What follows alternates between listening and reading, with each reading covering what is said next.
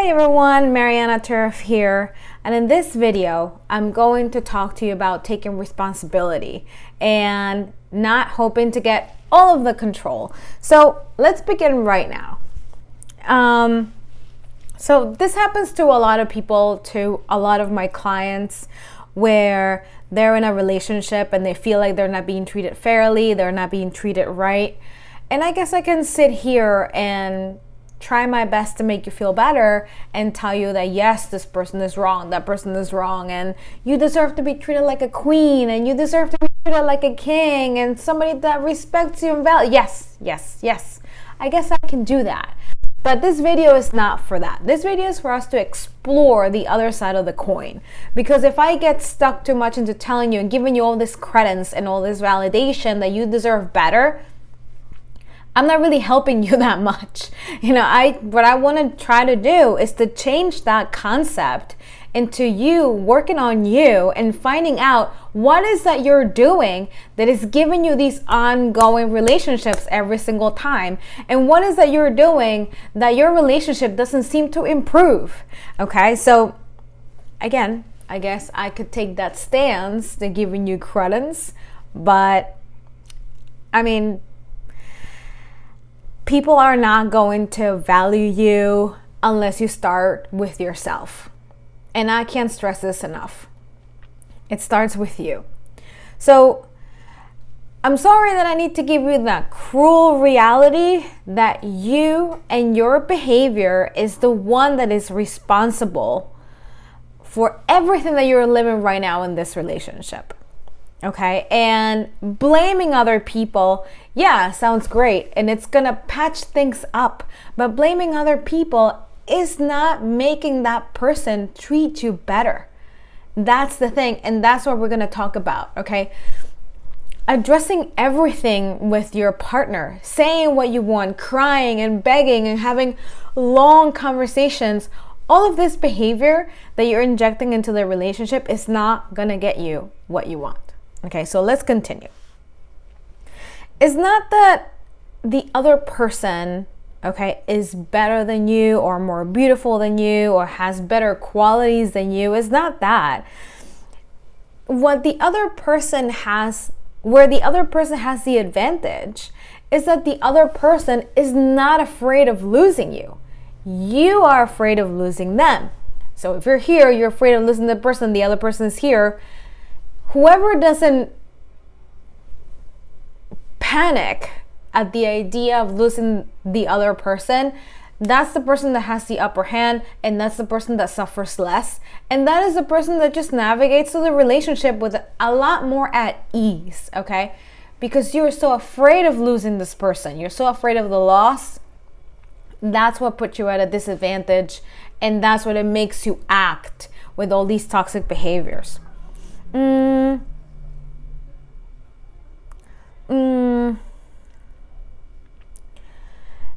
If you forget who you are, okay, when you're trapped in these relationships that are toxic, you tend to forget who you are, and then you start centering your focus on that person instead of focusing on yourself. And then you prioritize this person, and then you give away, you're not the priority, this person is. Your attention is not on you, it's on this person. And the fear is on losing this person. So you gave everything away, plus you're afraid of losing that person. So imagine the huge amount of pressure that you're putting on the other, in the other part of the relationship. So when you do that, that other person is never going to prioritize you and is never going to value you. That's not the way it works. Okay, giving it all away and being so dedicated 100% into the relationship and giving it all at once without having the other person showing you that they appreciate you, you just give it all away, and this is the reason why this person treats you the way they treat you, and you're trapped into this relationship, and nothing that you're saying is making this person change. All the crying, all the arguing, nothing is making this person snap out of it and react and treat you better. Because what you're expecting is this whole epiphany, right? I don't treat you nicely? Oh my God, I don't know what I was thinking. I didn't realize I was doing that. I didn't know that I was cheating on you, that I was hitting you, that I was treating you like garbage, that I was not sticking out for you with my friends or with my parents or were abusive. Like, I didn't know any of that. Oh my God, thank you so much for telling me. I'll stop. Okay, I'll stop. Never. No one in their right mind will ever say that. So addressing it and calling people out for it is not going to take them to be wherever you want them to be. Okay? Is the attitude, is you giving away all your power, you allowing them to not value you, you allowing them to do anything they want and staying because you want to be accepted, you want the love, you're afraid of being alone. That is what's making the other person abuse you. Not so much because now everybody happens to be a narcissist. No, not so much. It's sometimes us who make these partners bulldoze all over us because of our fear of making changes, our fear of confrontation, our fear of being alone, our fear of rejection, and our fear of the whole overall process of finding a new partner. So if somebody mistreats you, why are you still there? Okay, I had a client the other day tell me that her boyfriend, he broke up with her, but she's confused because she's like, I'm so confused. He says he doesn't want a relationship, but yet he calls me at like 3 a.m, and then he sent me a link of what he wants for Christmas. I'm like, and you're confused? No, you're not confused. You know perfectly well that this person is playing with you and taking advantage of you and doesn't respect you and doesn't prioritize you. If whatever you're going through right now happened to me and I'm your friend and I call you and I tell you, hey, this guy broke up with me. He says he doesn't want a relationship, but yet he calls me at like 3 a.m. and sends me what he wants for Christmas. I'm like, would you tell me to stick around? No, it's when we are part of the relationship that we're like, I'm so confused. No, you're not confused. You know this person is not for you. But when you harbor this panic of losing the person, you allow all this shit to happen. Okay? So it's not easy. I know it's not easy. Trust me, I've been there myself and I know it's not easy. Okay? But what happens is that your inner golem, okay, I call it a golem. The word golem, I don't know if you guys are familiar with Lord of the Rings. That creature says, my precious, that thing's name is Golem. So Golem, I think, is a very good anxious attachment icon because he's in charge of having the ring and taking care of it. So he's very possessive and has a lot of anxious attachment towards this ring. So, and I got that term from a coach.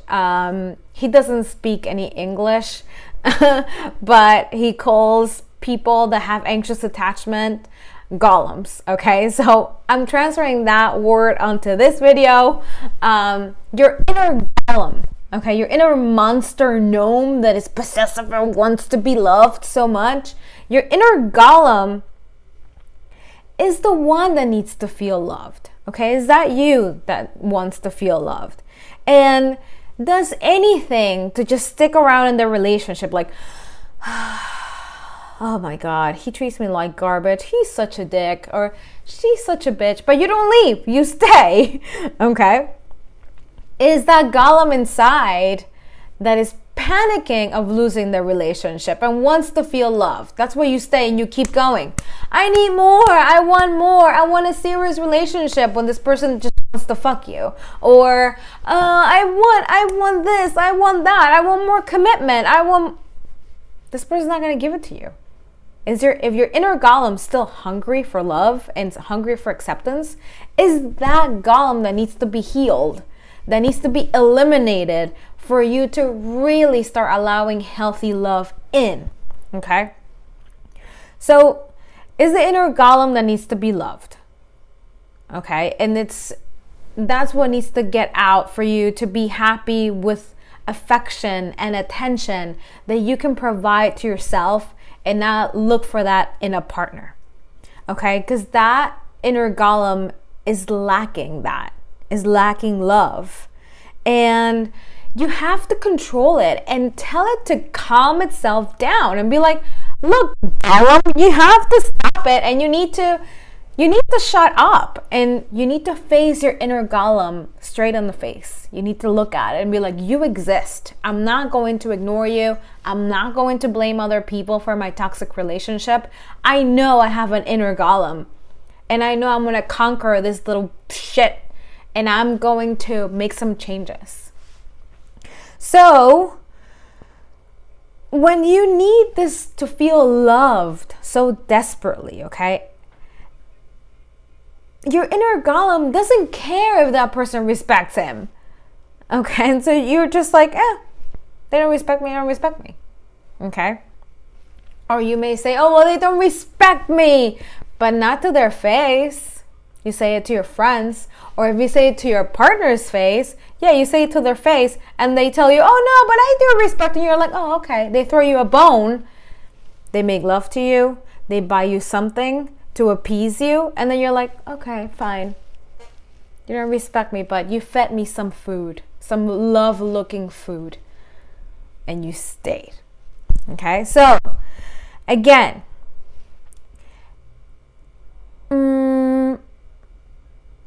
don't think that the loss of this person, okay, is a good reason for you to panic. Okay? This person that you're with has the capability, regardless of who this person is, every human has the capacity of loving you only if you turn the golem off. That need, that hunger to feel loved, the hunger to feel respected, that hunger to feeling fulfilled and kissed and made love to, and that you need to show that you have a partner, because what are my followers gonna say? Like, no. Okay? This person that you're with, that you think sucks so much, and that you're starting to hate inside, but you think you love, but you really hate, okay? The only way this person will be capable of loving you is if you shut down your inner golem. And it happens in every single case I've seen, okay? So it is a very human quality to, when you have the power without, when you have the power within the relationship, meaning that you're the one, or they both could be. I mean, if the relationship is happy and plentiful and healthy, they both are not afraid of losing each other. They understand that it's a possibility, but nobody panics, okay? So if you are one of the two that doesn't panic when you're in front of the idea of this person might be leaving someday, you should be fine, okay? Nothing is going to happen. That means that you have more power. So it's a very natural human condition that when you have that power of you're not afraid of losing this person, it doesn't matter to you to humiliate this person, to disrespect this person, because if this person leaves, same thing to you. It doesn't matter, so it doesn't matter when you don't have that haunting power over the other person. When you see the other person humiliating themselves, okay, that's different. When you both understand, in a healthy relationship, you both understand that a separation could be a possibility, that who knows, you may grow apart, you try your best in your consistent communication so this doesn't happen, that's separate. But when one person is not afraid of losing you and you're terrified of losing them, that power becomes abusive against you. And this person feels free to disrespect you, to never be on time, to never give you love, to not take you seriously, to cheat on you, etc. So stop making shows, okay, or scandals when this person doesn't show you love. Don't fight. Like, why are you fighting for this person? And be like, be faithful for once. Be faithful. It's absurd. Okay, stop fighting for people to love you. It's absurd. It's not, and it's also not going to work. It's not love what you're feeling. It's lack of self-love And it's the attachment that comes under another mask that makes you believe that you're in love. No, you're not in love. You're attached. Attachment is a mask. It comes into a mask and is very ego-driven. It's very egoic, okay? When you're having these conflicts in relationships, you're not happy. You're not calm. You're anxious and you're angry. So anything that gives you this type of feeling is going to be egoic. It doesn't come from a happy place in your brain. So when somebody hurts you, you have the responsibility and the obligation to set a boundary. And don't blame other people. If your boyfriend gets drunk and beats you or rapes you or spits on you, calls you names, you are responsible for setting the boundary and leaving. Sitting on a corner, victimized, blaming the other person constantly. Yeah, the other person did something awful. It's terrible. I get that. But if you stay, now you are partners in crime with this person. Now you're both in it together. Okay? You're doing it to yourself too. So when this happens, okay, if you leave as soon as this person commits an infraction like that, they understand that they cannot play with you. Okay, yelling at your drunk boyfriend that you're so disappointed, that he has you so unhappy, is not going to do anything. Okay, because he's going to do it again.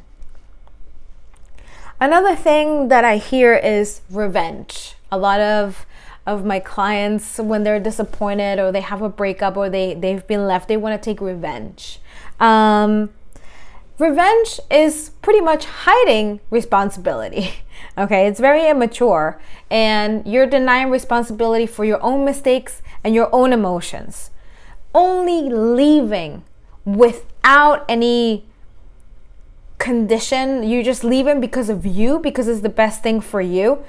Getting back at this person, getting even, it's just denying the responsibility that you have of what happened, because you chose that person. And it's a responsibility when we have any partner that we choose, that we open the doors of our home, of our schedule, of our time, of our family, of our intimacy, of our body, and then we share with them.